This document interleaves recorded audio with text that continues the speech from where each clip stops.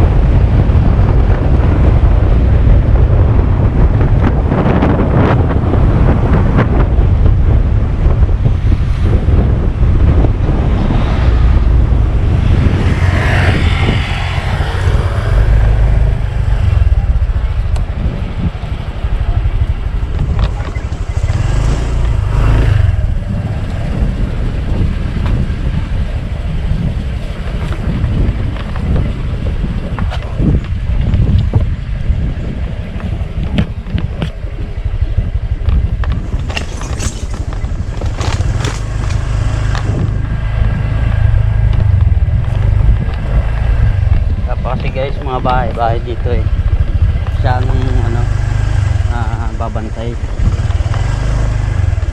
yung bahay guys.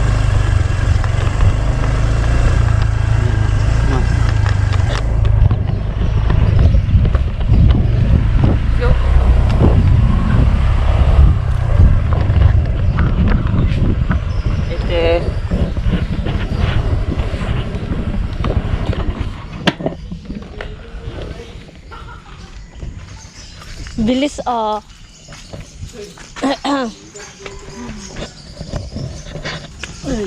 Papaliguan pa.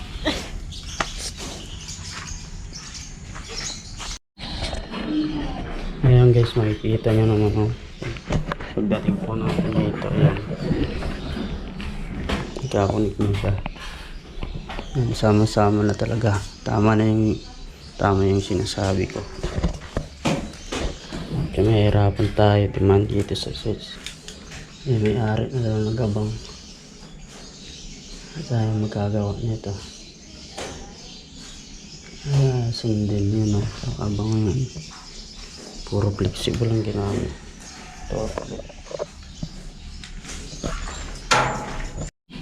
Ito yung isang kwarto, guys.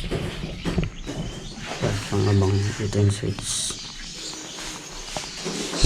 Yun yung abang isa. Medyo mahirap-hirap to, pero magagawa natin itong paraan. May abang dito na ilaw, sana wala din abang. Pa natin yung kitchen nila.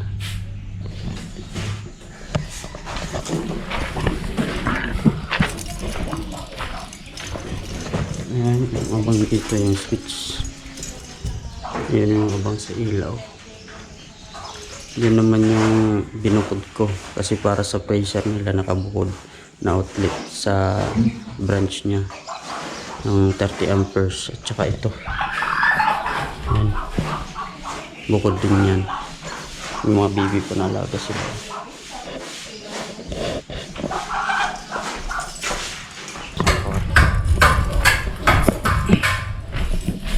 Ang ganda din outlet nya. Diretso yan dito. Dumaan din yan dito. Tapos pumunta rin. Yan guys.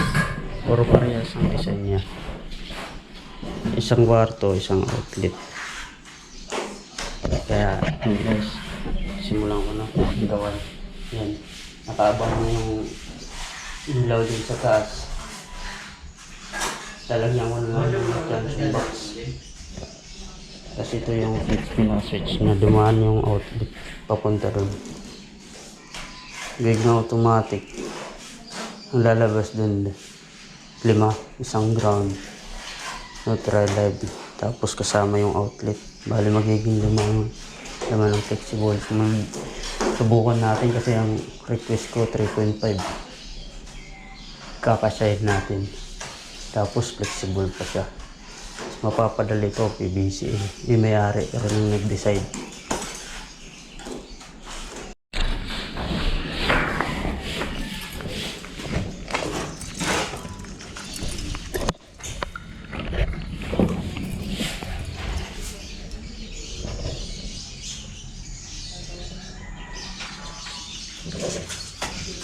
Ito yung TV, ayan guys. Walang TV na abang.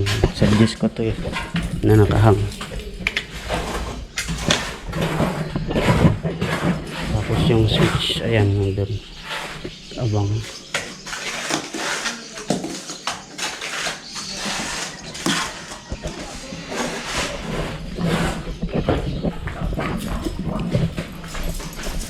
Ito, abang ko rin to sa may labas nya. Kailangan may ilaw dito para paglalaba ang may-ari.